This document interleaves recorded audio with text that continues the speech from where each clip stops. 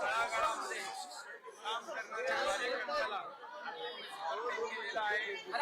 अतिशय समर्पित भावनेने काम केल्यानंतर अशा प्रकारचे पुरस्कार मिळतात आणि म्हणून मी यांनी ब्राह्मण सेवा संघाचं अभिनंदन करतो आणि त्यांना धन्यवादही देतो. बाई, शेतकऱ्यांच्या संदर्भातल्या मदतीचा स्टेटस काय आहे? दिवाळीचा सण अगदी एक आठवड्यावर आलाय आणि शेतकऱ्यांना वाऱ्यावर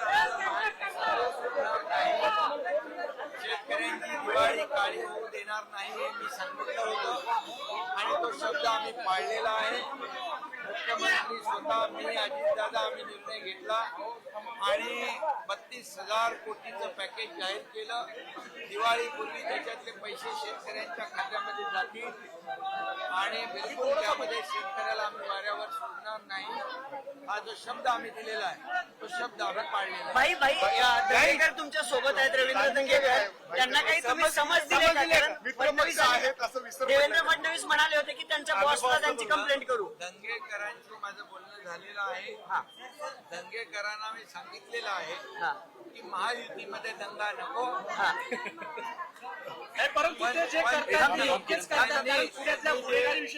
त्यांनी जे सांगितलं की पुण्यामध्ये कायदा सुव्यवस्था अबाधित राहिली पाहिजे, सर्वसामान्य गोरगरीब जनतेला कुठलाही त्रास होता कामा नये, पुण्यामध्ये मुली बाळी नागरिक निर्भयपणे त्यांना फिरता आलं पाहिजे, कायदा सुव्यवस्था राखली गेली पाहिजे आणि म्हणून मी एवढंच सांगतो की गुन्हेगाराला क्षमा नाही.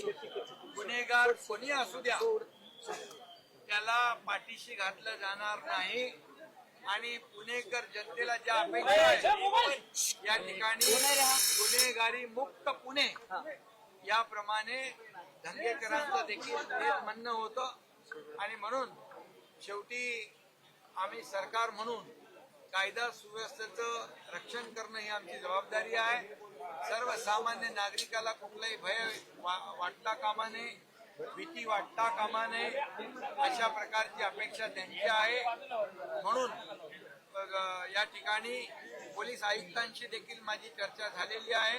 कुठल्याही गुन्हेगाराला पाठीशी घातलं जाणार नाही, कुठल्याही गुन्हेगाराला माफ केलं जाणार. कुठेतरी कमी पडतात असं वाटतं का? आल्यानंतर त्यांनी एकदम डॅशिंग मध्ये या सगळ्या गुंडांची परेड काढली, मात्र आता कुठेतरी फेल ठरतात. बिलकुल यामध्ये कायदा सुव्यवस्था राखण्याचं काम पोलीस करतायत. मुख्यमंत्र्यांकडे गृह खातं आहे आणि गृह विभाग पूर्णपणे सक्षमपणे या ठिकाणी जे गुंडागर्दी करतील, जे इथे बळाचा वापर करतील, लोकांना भयभीत करण्याचं काम करतील, त्यांच्यावर कडक कारवाई केली जाईल. कोणालाही सोडलं जाणार नाही.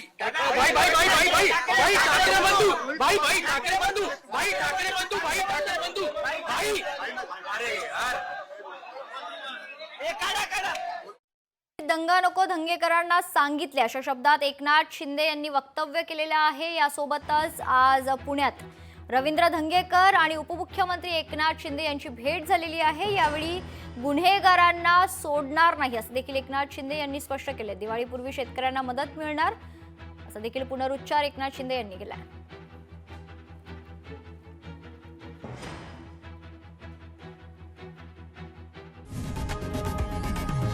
लोकशाही मराठी ऐका, पहा, जागरूक रहा.